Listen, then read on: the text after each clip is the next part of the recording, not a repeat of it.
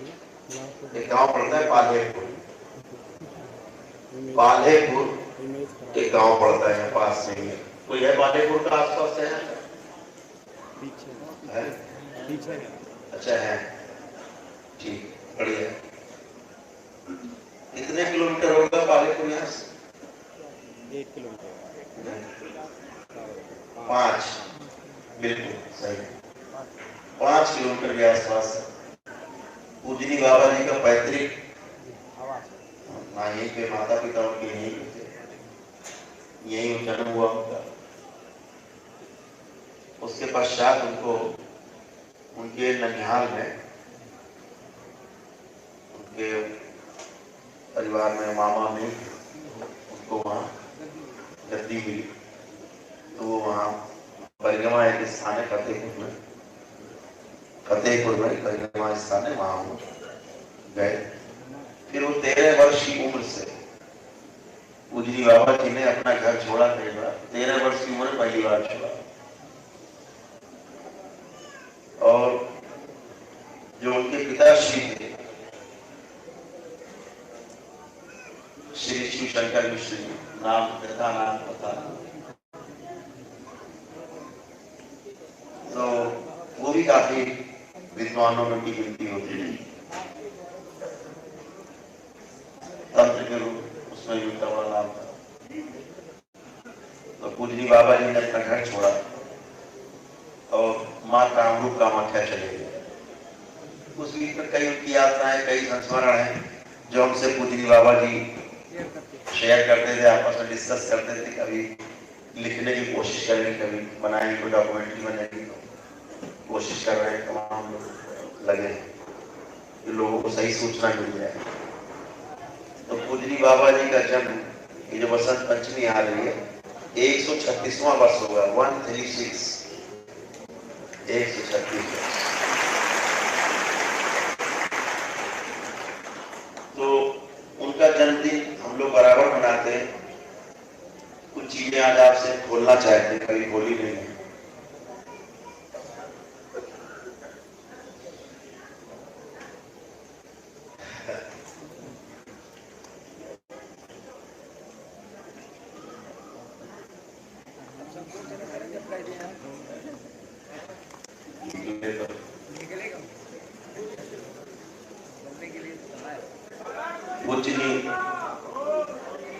पूजनी बाबा जी, मैं काफी छोटी उम्र से पूजनी बाबा जी से जुड़ा। पहली बार जब पूजनी बाबा जी से मेरा मिलना हुआ, हमारे मित्र थे, अवस्थी जी थे। मेरी एक आदत थी, मैंने सुनता था कि कोई संत है, और तो मैं वहां जाता जरूर था। उत्सुकता बहुत रहती थी। उस जमाने में स्कूटर हुआ करती थी पास में, तो पहुंच जाते, लड़कपन का दौर था। मुझे पता लगा तो मैंने कहा, एक जीप हुआ करती थी, वहां पर खुली जीप थी, तो कुछ अपने संगी साथी लोफर बैठ के खुली जीप, मिलिट्री कलर, तो ऐसे घूमते घामते रहे। तो मेरे मित्र ने बताया, तो मैंने कहा चलो चलते हैं। अष्टमी का दिन था, नवरात्र की अष्टमी थी। जब मैं पूजनी बाबा जी से मिला, मुझे अष्टमी ध्यान। जब पूजनी बाबा जी से मिला तो वो छत पर, कच्चा मकान था, पूरा ही मकान कच्चा, 2 मंजिल कच्चा मकान, छत पर बाबा जी धूप में तखत पे बैठे हुए, और तमाम लोग उनके सामने बैठे थे। गांव के कुछ लोग थे, बाहर के बात थे, शहर के, वो लोग बैठे। तो मेरे मित्र ले गए, तो उन्होंने कहा कि मत्था रखा, मैं नहीं मत्था रखा। तो मैंने कहा कुछ ये आशीर्वाद वगैरह कुछ तो देंगे, कुछ बोले, कुछ भी नहीं बोले। तो हमारे जो मित्र थे अवस्थी जी, हमसे बड़ा पढ़ाई करके ले गए थे बेचारे, कि हमारे गुरु हैं और ये है वो है। तो वो बोले यहाँ पे बोले नहीं। ऊंचा सुनते थे। उनकी कृपा से हमको भी ऊंचा सुनाई देने लगा, इसीलिए कहीं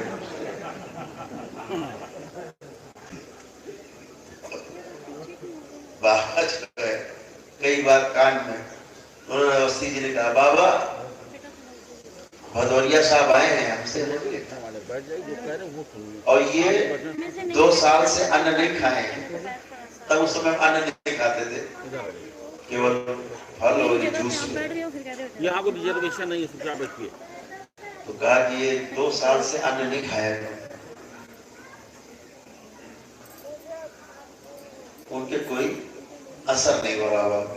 बाबा जैसे बैठे थे, जिस मुद्रा में बैठे थे, आराम से उसी मुद्रा में बैठे। फिर कोई 2-4 मिनट बीत गए तो अवस्थी जी को बड़ा मतलब गिल्टी फील हो गया। हम तो इतना बड़ाई करके लाए हमारे गुरु जी, और बहुत बात ही नहीं कर रहे। तो फिर से उन्होंने कहा कान में, बाबा वही बात हो रहा है। बाबा फिर भी थोड़ी देर बाद बीत गया, फिर उन्होंने बाबा को कौलिया के कान में कहा। तो बाबा बगैर देखे, हमें तो देखे ही नहीं, कौन आया है कौन बैठा है मुझे देखा ही नहीं। और ऐसे ही बैठे रहे। तिवारा जब बोले यही बात, जैसे उन्होंने कहा कि 2 साल से अन्न नहीं खाए हैं, वो दिखाना चाह रहे थे बड़े तपस्वी हैं, हम बड़े तपस्वी को ले आए, ऐसा कुछ शो करना चाह रहे थे। सूरत के सामने दिया तो जैसे बोले कि 2 साल से नहीं खाए, तिवारा बोल दिए। बाबा बोले, बच्चा कल से खाए लगे हैं। कल से खाने लगेंगे। मुझे बड़ी कसी गुस्सा आया, असली बात है। मैंने कहा आ गया कि ढोंगी के हैं, मैं तो जिंदगी भर के लिए छोड़ के बैठा हुआ, और ये अरे अभी तो मैंने सोचा ही नहीं कभी अपने खाने लगेंगे, ये कह रहे कल से खाने लगेंगे। हमने कहा उसकी उठो चलो। वो बेचारे बड़ा परेशान, तो कहा कि रुको, तो हमने जल्दी चलो, टाइम नहीं है। हम समझ गए यार कोई गलत जगह आ गई है, ये कहाँ के वाला है, ऐसी बातें बोल रहे होना नहीं। और ये हमसे कह के लाए कि त्रिकालदर्शी है, हमसे कह के ले त्रिकालदर्शी। अरे यार हमका देख लिया त्रिकाला कितने बड़े हैं, चलो। अब मैं नीचे उतारा है, कई लोग अवस्थी उतारा है पीछे पीछे, गाड़ी बैठे चले। अगले दिन नवमी थी, क्षेत्र के विधायक हैं, उस समय ब्लॉक प्रमुख हुआ करते थे, उनके यहाँ नवमी में वो करते हैं भंडारा। तो निमंत्रण तो सब लोग के साथ थे, बोले कि चलो सब लोग भंडारा, तो कुछ खाते नहीं थे, हमें कान आवाज पड़ी, चलो चलते। तो गए, तो वहां भंडारे में प्रसाद बट रहा था, बैठे थे लोग टेबल कुर्सी पर, खाना विशिष्ट लोगों को खिलाया जा रहा है। तो हम गए, तो जहाँ बैठ गए तो 2-4 लोग लगे रुक गए कि जब एक टीम खा के चली आएगी तब हम लोग खा लेंगे। तो 2-4 लड़के हमारे आसपास खड़े रहे बैठे, बाकी लोग हमने खा के सब लोग। तो हम पंप के बाहर ऑफिस था, पेट्रोल पंप में था मंदिर का, तो मैं वहीं रुक गया।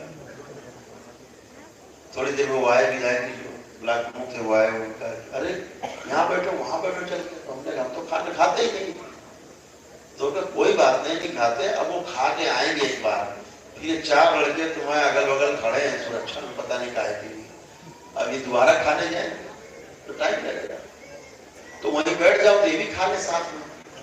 हमने किया तो ध्यान ठीक, तो हमने हाँ जी ठीक, तो हम भी चले गए। अरे बैठने कुर्सी बैठे तो सब लोग टेबल कुर्सी बैठे थे, हमें कुर्सी ले गए। अरे बोले अलग काहे बैठ रहे हैं, फिर वही बात, अरे यहीं बैठ जाओ टेबल पे सामने ही, तो तुम खाओ नहीं लेकिन बैठ जाओ बीच में। हमने कहा उसमें कोई दिक्कत ही नहीं, तो हम बैठ गए।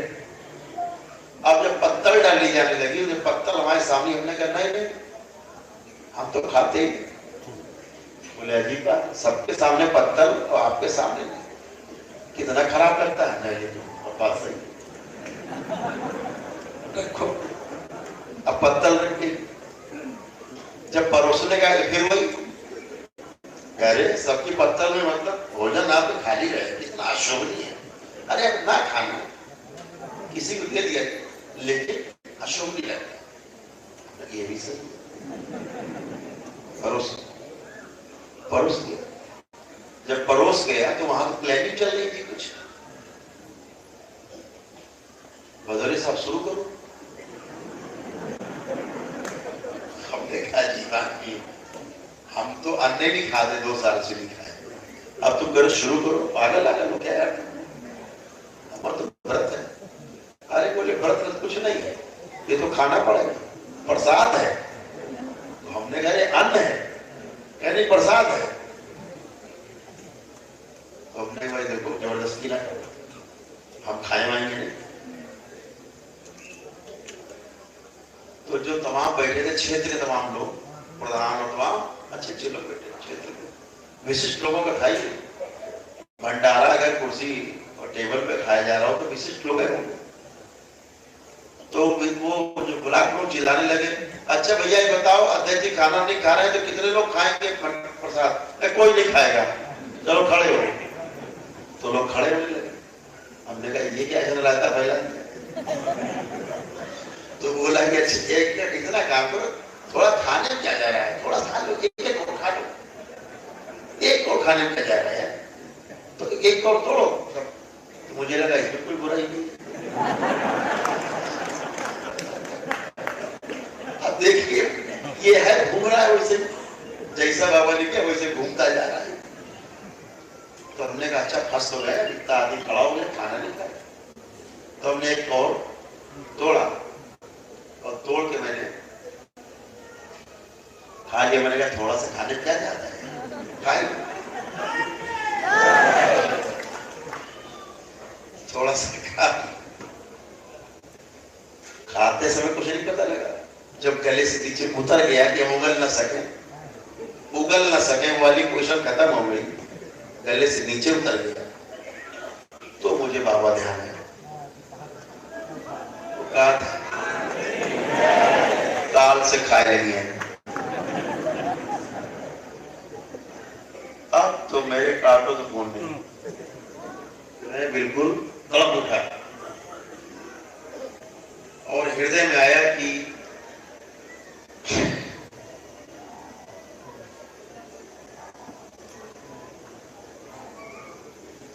करौली सरकार की, सरकार की, करौली सरकार की, वो आशीर्वाद था करौली का। वो बता दो।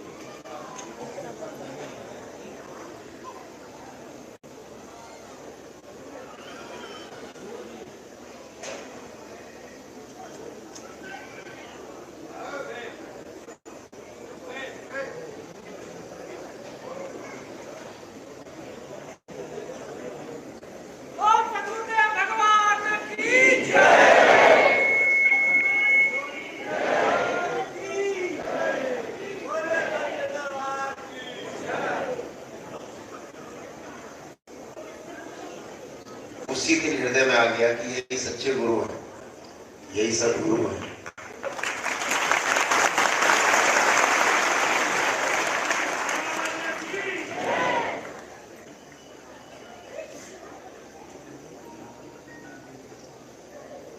और मैं जितना जल्दी हो सका सबसे कहा जल्दी दिखाओ, जल्दी चलो जल्दी चलो। और बाबा के पास पहुंचे। जब बाबा के पास पहुंचे तो बाबा उसी स्थिति में जब पहले दिन छोड़ा था धूप में बैठे। जब बाबा के पास पहुंचे और चरणों में मत्था रखा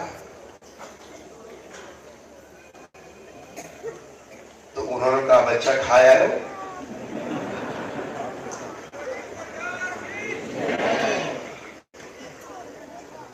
हाथ फेरा, सर पे हाथ फेरा और कहा कि बच्चा अन्न छोड़ा करना चाहिए।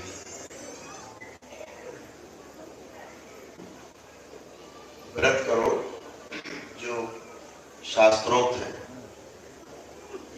हमारे ऋषि मुनियों ने जो निश्चित किए हैं वो करो।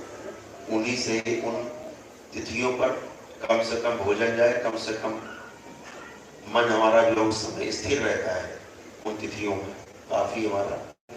व्रत का अर्थ होता है विरत रहना, व्रत का अर्थ भूखा रहना नहीं है।